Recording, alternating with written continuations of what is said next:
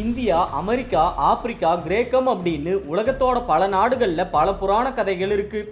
அதே மாதிரி அந்த புராண கதைகளில் நிறைய மர்மமான மிருகங்களை பற்றியும் சொல்லப்பட்டிருக்கு. இந்த மிருகங்கள் உண்மையில இருக்கா இல்லையான்னு தெரியல. ஆனால் அதை பற்றி கேட்கும்போது ரொம்பவே ஆச்சரியமாக இருக்கும். அப்படி இதிகாசங்கள்லையும் கதைகள்லையும் சொல்லப்பட்ட வித்தியாசமான ஆச்சரியத்தக்க மிருகங்களை பற்றி தான் இப்போ பார்க்க போகிறோம். இந்த வீடியோ ரொம்பவே சுவாரஸ்யமாக இருக்கும். அதனால இந்த வீடியோவை ஸ்கிப் பண்ணாமல் கடைசி வரைக்கும் பாருங்க. வீடியோ பிடிச்சிருந்தா லைக் பண்ணவும் ஷேர் பண்ணவும் மறந்துடாதீங்க. யாழி. யாழி அப்படிங்கிறது நம்ம தமிழ் கோவில்களில் சிற்பமாக இருக்கக்கூடிய ஒரு வித்தியாசமான விலங்கு. யாழியோட உருவச்சிலை கோவில் தூண்கள்லையும் நுழைவு வாயிலில் உள்ள படிக்கட்டோட 2 பக்கமும் இருக்கும். இந்த விலங்கோட உடம்பு சிங்கம் மாதிரியும் தலை சிங்கம், யானை, ஆடு அப்படின்னு கோவிலை பொறுத்து மாறுபட்டும் காணப்படும். அரிதான சில இடங்கள்ல நாய் அல்லது எலியோட தலை கூட இருக்கும். சங்க இலக்கியமான நற்றிணையில யாழிய பத்தி ஒரு பாடல் இருக்கு. அந்த பாடல்ல யாழி காட்டுல வாழக்கூடிய விலங்கு. அது புலி, சிங்கம் மாதிரியான வேட்டை விலங்குகளையும் பெரிய விலங்கான யானையையும் சுலபமா வீழ்த்தும் அப்படின்னு சொல்லப்பட்டிருக்கு.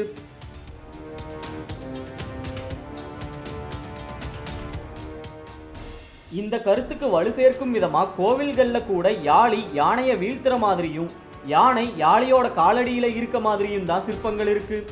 இதை விட ஆச்சரியமான ஒரு விஷயம் என்னன்னா, சில இடங்கள்ல யாழிய மனிதர்கள் கட்டுப்படுத்துற மாதிரியான சிற்பங்களும் இருக்கு. இந்த எல்லா விஷயங்களையும் அடிப்படையா வச்சு யாழி அப்படிங்கிறது ரொம்ப வலிமையான பழங்காலத்துல வாழ்ந்த விலங்கு. இதை மற்ற எந்த விலங்காலையும் வீழ்த்த முடியாது. ஆனா தமிழர்கள் அதை அடக்கி போர்கள்ல பயன்படுத்தினாங்க அப்படின்னு தமிழ் வரலாற்று அறிஞர்கள் சொல்றாங்க. கருடன். கருடா அல்லது கருடன் அப்படிங்கிறது பல நாடுகள்லையும் பல மதங்கள்லையும் உள்ள கதைகளில் சொல்லப்பட்ட தெய்வ சக்தி உள்ள பறவை மாதிரியான உயிரினம். அந்த கதைகள் படி பெரிய கழுகு அல்லது கழுகோட இறகுகள் உள்ள மனிதன் தான் கருடன். பொதுவாக கருடனை பற்றி இந்து மதம், புத்த மதம் மற்றும் ஜெயின் மதத்தில் உள்ள கதைகளில் சொல்லப்பட்டிருக்கு. இந்து மத கதைகள் படி கருடன் விஷ்ணுவோட வாகனம். புத்த மதத்தின்படி கருடன் தர்மத்தை காக்கும் கடவுள். அதுவே ஜெயின் மதத்தில் சொன்னால் கருடன் தான் இயற்கையோட ஆத்மா அல்லது முக்கிய சக்தி. சில தமிழ் இலக்கியங்கள்ல கருடன் இந்த உலகத்துல உள்ள எல்லா பறவைகளுக்கும் அரசன் அப்படின்னும் தெய்வ சக்தி உள்ளதாகவும் சொல்லப்பட்டிருக்கு.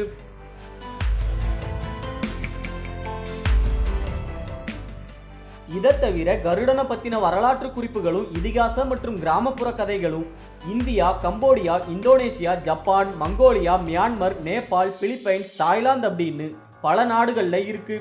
இப்போ கூட கோவில்கள்ல திருவிழா நடக்கும்போது அந்த பக்கமா கழுகு பறந்தா கருடன் ஆசீர்வாதம் செஞ்சதா மக்கள் நம்புறாங்க. மெடூசா. உலகம் முழுக்க பிரபலமான கிரேக்க இதிகாசத்துல சொல்லப்பட்ட அரக்கிதான் மெடூசா. இதிகாச கதைப்படி மெடூசா, ஸ்டென்னோ மற்றும் யூரியாலே இவங்க 3 பேரும் சகோதரிகள். இதுல அதிக பிரபலமானவங்கன்னா அது மெடூசா தான். மெடூசாவோட தலையில முடிக்கு பதிலா வெறும் பாம்புகள் தான் இருக்கும். ஆனா மெடூசா ஆரம்பத்துல ரொம்ப அழகான பெண்ணா தான் இருந்திருக்காங்க. அதுக்கப்புறமா ஒரு கடவுளோட சாபத்தால தான் மோசமான அரக்கியா மாறி இருக்காங்க.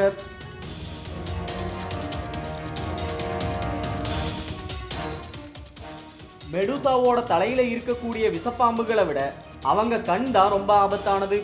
மெடூசாவோட கண்களை யாராவது நேருக்கு நேரா பார்த்தா உடனடியா கல்லா மாறிடுவாங்க.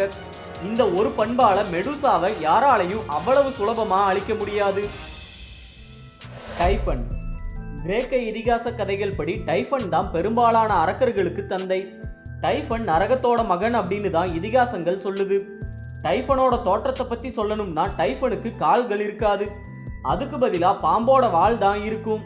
உடம்பு, தலை மற்றும் கைகள் மனிதர்களுக்கு எப்படி இருக்குமோ அப்படிதான் இருக்கும். ஆனா டைஃபனுக்கு கோபம் வரும்போது டைஃபனோட தலை பல பாம்புகளா மாறும். கைகள் சாதாரணமா இருந்தாலும் கையில விரல்களுக்கு பதிலா டிராகன்கள் தான் இருக்கும்.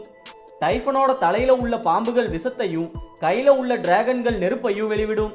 அதனால டைஃபனை நெருங்கிறது ரொம்பவே கடினம்.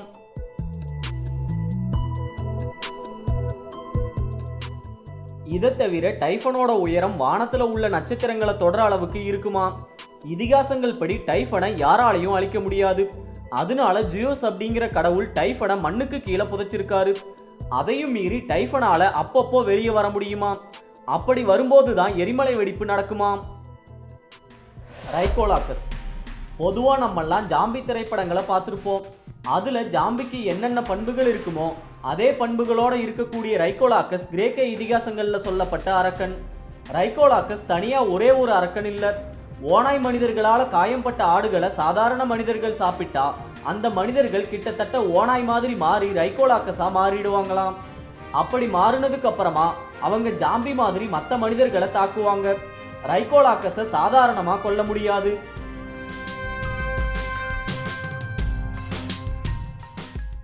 ரைகோலாக்கஸை பள்ளத்துக்குள்ள தள்ளி மண்ணோட சேர்த்து நகராதபடி தலை அல்லது நெஞ்சில கூர்மையான கல்லால குத்துனாதான் கொல்ல முடியுமா.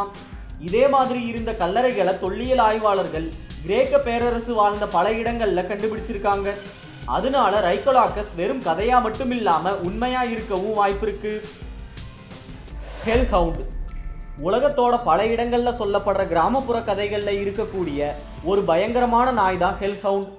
அந்த கதைகள் படி ஹெல்ஹவுண்டோட உடல் கருப்பு நிறத்திலையும் கண்கள் சிவப்பு அல்லது மஞ்சள் நிறத்துல ஒளிரக்கூடியதாகவும் இருக்குமா. ஹெல்ஹவுண்ட் அதிக வலிமையோட ரொம்ப வேகமா செயல்படக்கூடியது. இது சில நேரங்கள்ல மனிதர்கள் மாதிரி பேசவும் செய்யும். மனிதர்கள் அந்த நாயோட கண்களை 3 முறை நேருக்கு நேர் பார்த்தா உடனடியா இறந்து போயிடுவாங்களாம். ஒரு சில கதைகள்ல நெருப்புல விழுந்து இறந்து போற நாய் தான் ஹெல்ஹவுண்டா மாறும் அப்படின்னு சொல்லப்படுது.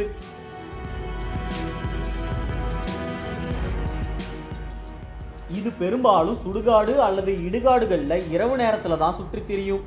அந்த சமயத்துல யாராவது அங்க போனா அவங்கள ஹெல்ஹவுண்ட் வேட்டையாடும். இதை தவிர அதோட சத்தத்தை கேட்டாலே மயக்கமோ இல்லனா மரணமோ ஏற்படும்னு கூட சொல்லப்படுது.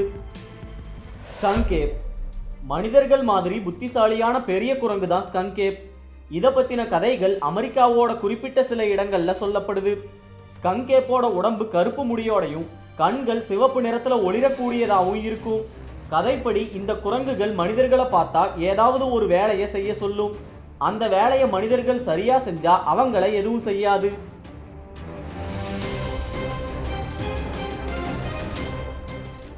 ஒருவேளை அந்த வேலையை சரியா செய்யலனாலோ செய்யவே இல்லைன்னாலோ அவங்கள தாக்கவும் கொல்லவும் வாய்ப்பு இருக்கு. இது கதையா இருந்தாலும் ஸ்கங்கேப் அப்படின்னு ஒன்று உண்மையில இருக்கதாவும் அதை நேர்ல பார்த்ததாவும் ஒரு சிலர் கடந்த காலத்துல சொல்லியிருக்காங்க. ஆனா அது உண்மை அப்படின்னு இன்னும் யாருமே நிரூபிக்கல. மாத்மேன் அமெரிக்காவில் உள்ள வெஸ்ட் விர்ஜீனியா பகுதியில் நிறைய மர்மமான நிகழ்வுகள் நடக்கிறதா சொல்லப்படுது. அதுல ரொம்பவே மர்மமானது தான் மாத்மேன் அப்படிங்கிற மர்ம ஜந்துவை பத்தின நிகழ்வு. 1966ஆம் ஆண்டு வெஸ்ட் விர்ஜீனியாவில் உள்ள பாயிண்ட் பிளசன்ட் நகர்ல இலையுதிர் காலத்துல ஒரு நாள் இரவு நேரத்துல ஒரு மர்மமான உருவம் பறந்து வந்ததாகவும் அதை பார்த்ததாகவும் அந்த ஊரை சேர்ந்த நிறைய பேர் சொல்லியிருக்காங்க. முதல்ல நவம்பர் 12, 1966ல் 5 பேர் கல்லறைக்கு குழி வெட்டும் போது ஒரு மர்மமான உருவம் சிவப்பு கண்களோட பறந்து போனதை பார்த்திருக்காங்க.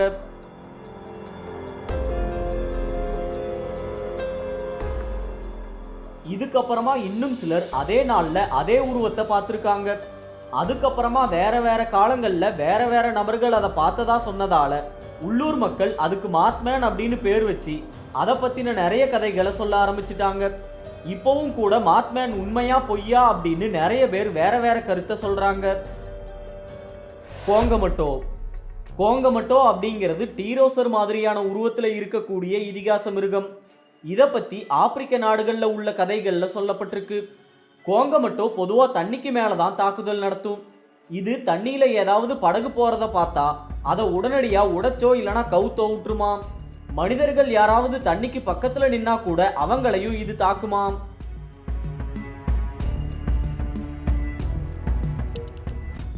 கோங்கமட்டோ பெரிய இறகு பெரிய அழகு அப்படின்னு ரொம்ப பெரிய உருவத்தோட இருக்கும். இது எல்லா நீர்நிலையும் நமக்கு மட்டும்தான் சொந்தம் அப்படின்னு நினைக்குமாம். அதனாலதான் இது தண்ணியில போற மக்களை தாக்குது. நியூ லூயிசியானா ஸ்வாம்ப் மான்ஸ்டர் அமெரிக்காவோட லூயிசியானா மாநிலத்தில் வாழுறதா சொல்லப்படுற ஒரு பேய் அல்லது அரக்கன் தான் நியூ லூயிசியானா ஸ்வாம்ப் மான்ஸ்டர் அல்லது வெறும் ஸ்வாம்ப் மான்ஸ்டர். காட்டுக்கு வேட்டைக்கு போறவங்க ஸ்வாம்ப் மான்ஸ்டரை பார்த்ததா நிறைய கதைகள் சொல்லப்படுது. அந்த கதைகள் படி இந்த மிருகம் மனித உருவத்திலையும் விலங்கோட குணத்திலையும் இருக்கும். இதோட கண்கள் வெள்ளையாவும் ரொம்ப பயங்கரமாகவும் காணப்படும்.